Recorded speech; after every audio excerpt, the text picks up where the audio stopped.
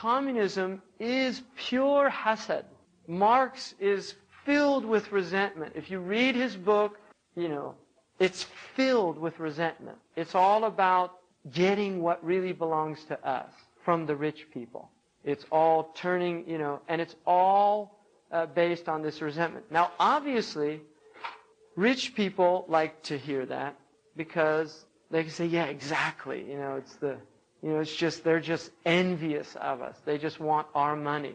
But from the Sharia point of view, both have an obligation. The obligation of the poor people is not to envy the rich people. And the obligation of the rich people is not to belittle the poor people. So it goes both ways.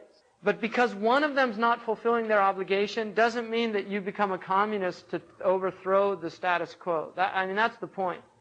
And nowhere in Islam does it say that you have to remain impoverished. You can go out and earn money. But it's difficult, to have accumulations of wealth tend to be traditionally in families. And it's still true to this day, that even though America, quote-unquote, land of opportunity, you can come here, work 80-hour weeks and start your grocery store, your this or that, and you work hard enough and you'll get the dunya. We already covered that in that section on not wanting to do that.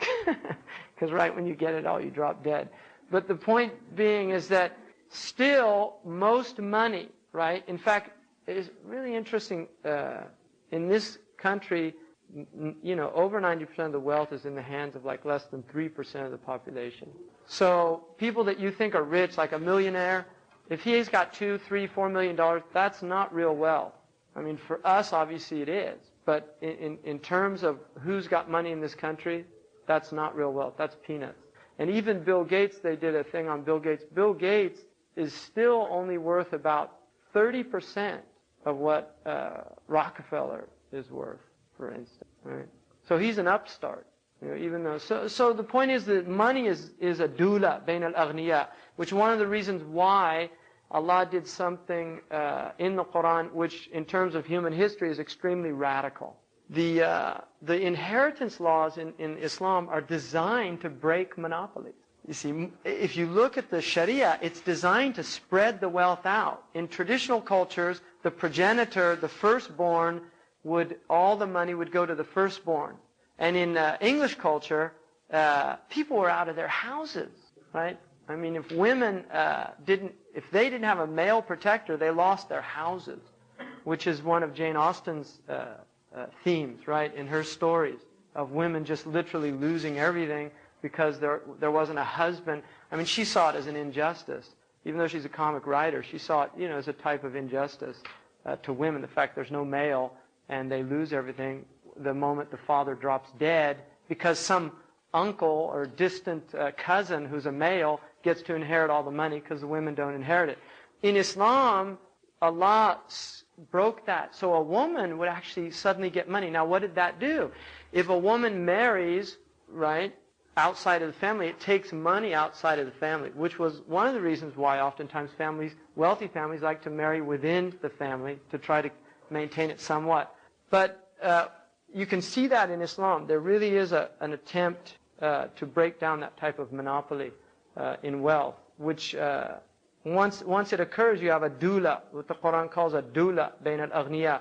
Wealth only revolves around the rich people, and that will cause a type of resentment, right? So in Islam, traditionally, there was always a very strong middle class. And where you have a strong middle class, you're going to have a lot less social pressure than where you have an extremely wealthy class of, say, maybe 10% with all the wealth, and then 90% impoverished. That creates a massive tension. Whereas if you have, 40 to 60% in the middle somewhere, right, it enables the people down here to be able to, move into that middle class because it's not so far off. Whereas in this type situation, the gap is so great, it creates resentment and hasad. And so poor people begin to envy the rich people. And then you're ripe for, the Communist Manifesto and this type of thing. And look how many people died. All those people that died, millions of people because of the communist revolution. And it's all about resentment. And the other interesting thing about communism, nowhere is Marx critical of industrialization and massification. He never questions, the whole technological society and where it was headed. And Baudrillard wrote a really interesting book criticizing that aspect of communist critique, that they never deal with, factories. And, he's all just saying, well, let's make the factories, the people working in them own the factories. But is factory life, do we really want people to be working like that in those, that type of thing? That's never questioned. So that's a really important thing to reflect on, people, about this idea of resentment. And a lot of what people actually think is righteous indignation is nothing other than hasad, envy and resentment, really. Seen it a lot. And one of the things that you saw happen in the Muslim world is a lot of the communists, interestingly enough, in the 70s, in the 80s became Islamists, right, and changed all the vocabulary, right, and suddenly started talking about the social justice of Islam as opposed to the social justice of communism. And so Islam becomes a vehicle again to realize your own petty dunya aspirations. Right? People have to be really wary of that type of Islam being used as a vehicle for anger that is not rooted in anger for the sake of Allah. It's rooted in anger simply because one is dissatisfied with one's worldly position. Right? And that's a really tricky one. And then he says also, وَلَا يُفِيدُهُ بِشَيْءٍ مَا وَلَا يُزِيلُ عَنْ مَحْسُودِهِ مَنُوِّلًا. He says, also think about this. It doesn't benefit you one iota to have envy, nor does it cause the one you're envying, he's not going to lose that ni'mah because you're envious of it. Allah gave it to him, Allah will take it away. It's not you that's going to do anything. So it's really a waste of time. Now he goes into the asbab, which is really important here. Because the asbab, if you understand the causes, you can understand, whether you've got it, and two, how to get rid of it. The first thing he mentions is adawa. Somebody doesn't, it's your enemy. And so, like America, there's a lot of places that America is the enemy. So, hasad, right? It becomes hasad. And the really interesting thing about a lot of these anti-American people, they're obsessed with American culture, right? So the guy hijacking the plane has Nike tennis shoes and he's got his T-shirt with Mickey Mouse on it, and orders hamburgers and milkshakes. I don't know, but I mean, you see it. American culture is just everywhere. It's just rapidly globalizing, right? Now, why is it that people in Beijing go to a McDonald's? Why? I don't understand, but they do. And so, the fact that a lot of people are anti-American, again, one has to question, what are they anti-American about? Is it because they're just envious of the fact that America happens to be the dunyawi most powerful country on the earth? Americans have the dunyawi highest standard of living, blah, blah, blah. Whatever it is that the reason? Or is it genuinely, do they see that this is unfair? This is an oppressive society that's doing harm. So again, people have to be really careful about what their intentions are and where they are. So adawa is a cause of hasad. You might not like somebody that you're working with in the office, so when good things happen to him, you get angry. There's hasad. Just because adawa, very common. Another one, tahabbub. Tahabbub is a type of hasad. There's almost an element of humor in it, but it can get quite vicious. And tahabbub relates to the object. You have two people or more, and they all have the same object of desire. Like parents, children, siblings are fighting for parental love. Mother only has a limited amount of time in the day. She's got 5 children. So those children are vying for her attention. And there's a book, although it's written by, I think, Solomon, called Born to Rebel, which is all about birth order. He did this massive statistical study about birth order, and he's convinced that people's personalities are a direct result of all this envy they had in trying to get their parents. And with massive sweeping theories, you always have to be careful. But obviously there's an element of truth in that. So birth order is very interesting because firstborns tend to be much less rebellious, according to his research, than laterborns. In fact, most of the real rebellious type people in the history, in social history, have been laterborns, not firstborns. And he said it has to do with the fact that they see the firstborn, he's got all the perks, and so they want to rebel against that kind of status quo. And firstborns historically tend to be the ones that are always supporting the status quo and don't want. It's an interesting study. So that's tahabbub. Another one is a teacher. Students that vie for the teachers, like teachers' pets type people that want, and they have this envy. Another one is, it's called the da'u dara'ir, the disease of second wives, right? Hasad. Because if there's more than one wife in the situation, obviously there's one husband.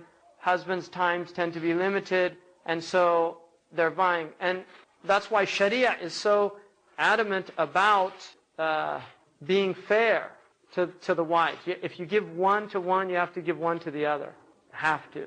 That is a given. And the nights are the same. I think for that reason. Now, obviously, the word in Arabic for second wife is darra, sometimes mispronounced durra, but it's actually a darra. Darra means harm, right? That's what it means. It means harm. So obviously, I don't know if the first wife named the second wife darra or not, but it indicates that the Arabs understood something about the psychology of multiple marriages, and that the second wife will bring in a type of darra to the first wife. So that does happen. And you can get that vying for things. So that's tahabbub. And then takabbur is arrogance.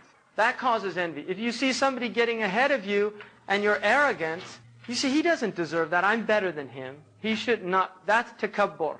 He shouldn't have got that promotion. And this is something that some of the Arabs had like Al-Walid ibn al-Mughira, Abu Jahl, they had that against the Prophet ﷺ. They thought themselves, he's Yatimu Bani Hashim. He's the orphan of Bani Hashim. He's Ibn Abi Kabsha. That's what they called him. Abi Kabsha is his father by wet nursing. So they just saw, he doesn't deserve this ni'mah of being spoken to from the heavens. We deserve it more than he does. So that's takabbur, which is, I think, pretty obvious. Ta'azzuz is less so than takabbur. Ta'azzuz has to do with a person wanting the status quo. In other words, he doesn't mind feeling the same as the other person. As long as we have the same things, it's okay. But suddenly you get the job promotion, and I didn't. And then my question is, I start saying, he's going to start looking down on me.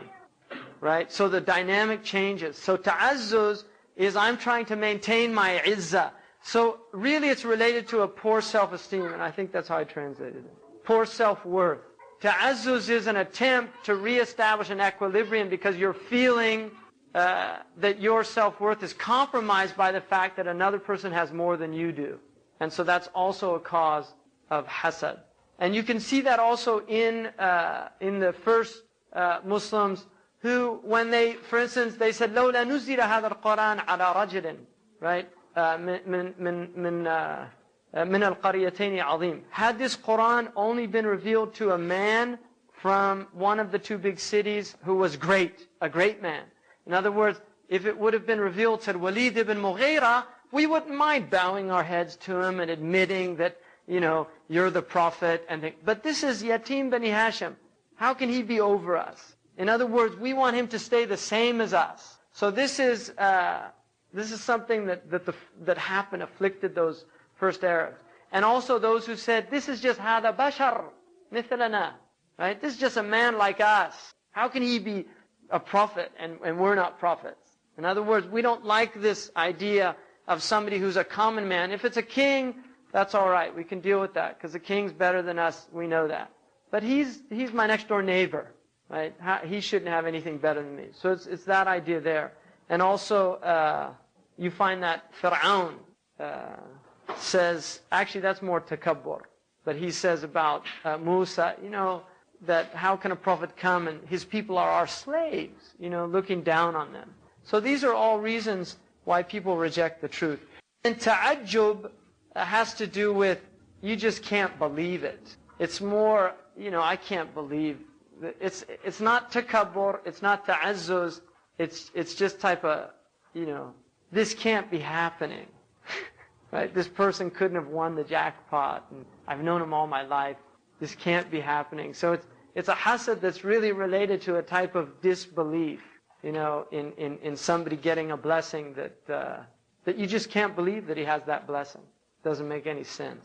And then also, hubb al-riyasa, love of leadership, always wanting to maintain one's position of authority. Sometimes hubb al-riyasa will lead a person to not want somebody to get a blessing just so they can maintain the position over them of authority, which is similar to takabbur, but different in a sense, because he does have a position of leadership, or he desires to have it over that person, and by them getting some type of blessing, it's going to lead to changing that equilibrium, or creating a disequilibrium there. So, and then shuhun hati, shuh is covetousness. So that's also a cause of envy, just pure shuh. Like you see somebody has something, you just have a shahiyah. You're covetous of it, you want it. And that's a big disease, which Allah says, وَمَنْ يُوقَ شُحَّ نَفْسِهِ فَأُولَئِكَ هُمُ الْمُفْلِحُونَ. Those who are saved from their shuh. Now another thing, one of the concepts that Imam al-Ghazali mentions often is, because these diseases in fact are part of our nature, the process is to transform them and make them something beneficial to you. For instance, Native Americans, some of the Native American tribes in this country used to name their children names that had disabilities, right? Like lame deer. They would give it a name that had a disability. And the reason for that was that they noticed that animals that had disabilities tended to overcompensate. And it would make them more clever than the other. They'd have to be more aware. And so there's an idea of getting your disability to become an advantage. And this is what really successful people in dunyawi terms tend to do. And what Imam al-Ghazali is saying is, this is what the ukhrawi people need to do with these disadvantageous aspects of their selves, to turn them into advantages. So for instance, hasad, the Prophet ﷺ said, لا حسد إلا في اثنتين. There's no envy except in two people. رجل أوتي مالا. He was given wealth, فَسَلَّطَهُ عَلَى الْخَيْرِ. Right? He used his wealth for good. Right? And in a riwayah it says that he ينفق أَنَاءَ اللَّيْلِ وَأَطْرَافَ النَّهَارِ. He's giving it out by night and by day. So that's a good reason to envy that person. Not that you want him to lose the envy, to lose the ni'mah, but that you actually want to be like him, to have wealth, so that you can also give out. And that is called in Arabic ghibta, which is different from hasad. Ghibta is good envy. It's a positive envy. You're envying the person. You don't want them to lose their ni'mah. You want them to keep their ni'mah. But you wish that you had what they had. And the other person is رَجُلٍ أُوتِيَ حِكْمَةً. He was given hikmah, wisdom. فَيُعَلِّمُهَا النَّاسِ. So he teaches that wisdom to people. Right? And so those two people, in other words, what we're being told is, don't envy people over petty, trivial things like dunya. It's not worth it. Envy people for things that are high things, like akhirah. And then what that will do is it'll make you set out to achieve what they've achieved. Alright? So, and then he says about أَسْبَابُهُ اللَّوَاتِ مِنْ هَيَاتِ. Those are the causes. And then he says, وَنِعْمَةٌ بِكَافِرٍ أَوْ فَاجِرٍ يَقْوَى بِهَا عَلَى الْأَذَى وَيَجْتَرِي. As for a blessing that a kafir has, a non-Muslim, or a bad Muslim, fajr, somebody who's fajr, they have fujur, a profligate, somebody who does kaba'ir. A fajr is somebody who does kaba'ir openly. As for a fajr, he says, فِيهَا يَجُوزُ مَرَضُ الضَّرَائِرِ. The disease of second wives is permissible in this case. أَفَادَهُ مَيَّارَةُ إِبْنِ عَاشِرِ. I mean, he uses second wife because it works with the rhyme. And also I think it indicates that that's, it's a natural type of hasad. It's a good thing to have hasad towards non-Muslims but obviously that has to be because they're using it for bad things. Do you see the difference? In other words, what I was saying earlier about having envy towards non-Muslims just because they have dunya and you don't. That's not a good reason. The reason that he's saying it's a good thing to do is because they have dunya that they're using for harm.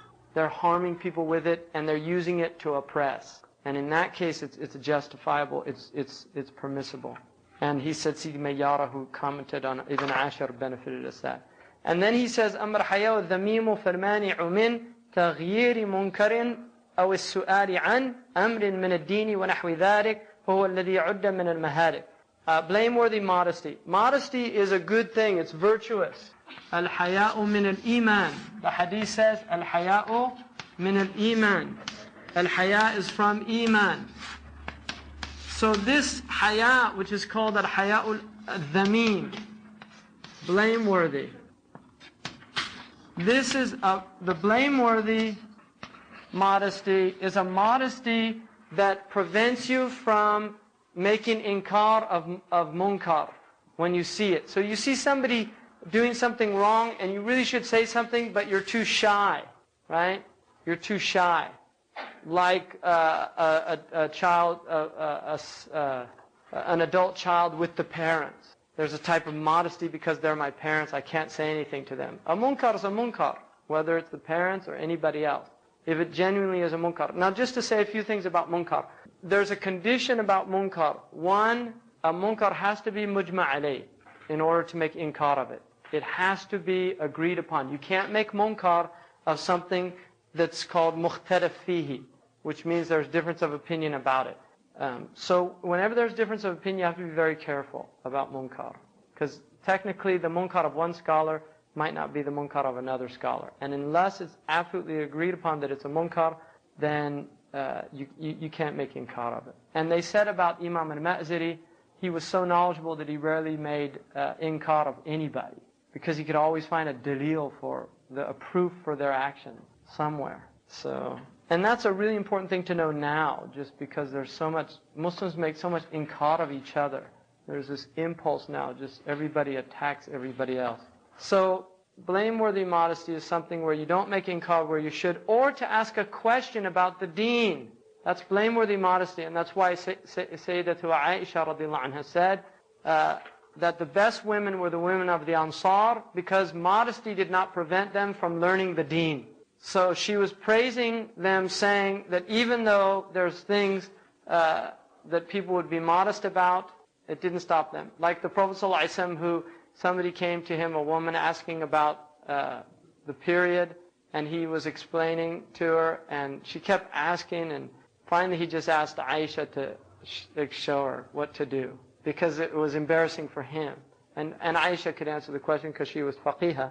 But the point is that woman wanted to know. And even some of the women, they used to send in a little box the cloth from their period to ask the hukam from Aisha about the color, right? I mean, that was like asking to make sure they understood when the hayd ended and when it started, right? So, I mean, that's obviously most women, they would not feel comfortable with that at all because they're modest about it. But the point is those women were so bent on doing what Allah, or so straight about doing what Allah told them to do, that their modesty didn't prevent them from doing those things. And that would tend to be more with women than with men, but it applies to both, because there are some men that are extremely modest, so they don't ask questions.